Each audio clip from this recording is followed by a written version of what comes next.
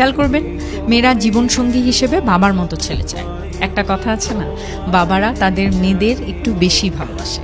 ছোটবেলা থেকেই একটা মেয়ে তার সবচেয়ে গভীর, নিরাপদ ও নির্ভরযোগ্য সম্পর্ক গড়ে তোলে তার বাবার সাথে। বাবাই প্রথম পুরুষ যার সাথে সে সবচেয়ে নিরাপদ। বাবারাই মেয়েদের সর্বপ্রথম শেখান একজন পুরুষ কেমন হলে একজন নারী সেই পুরুষের কাছে নিরাপদ।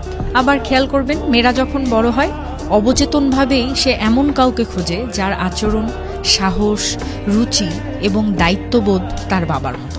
বাবা যদি একটু রাগী হয় অথবা কথা কম বলে, এরকম টাইপের হয়, তাহলে মেয়েরাও এমন কাউকেই তার লাইফে এক্সপেক্ট করবে।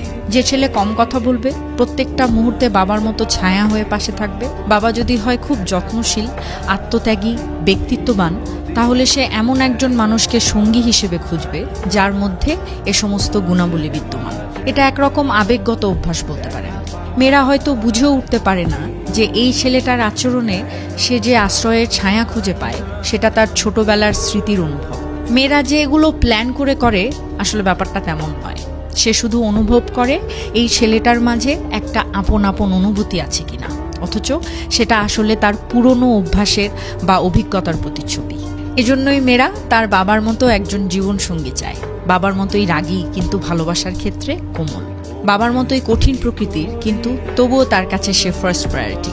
যার কাছে নিজেকে সঁপে দিলে মনে হবে পৃথিবী এখনও নিরাপদ, পৃথিবীতে এখনও স্বার্থহীন ভালোবাসা বিদ্যমান।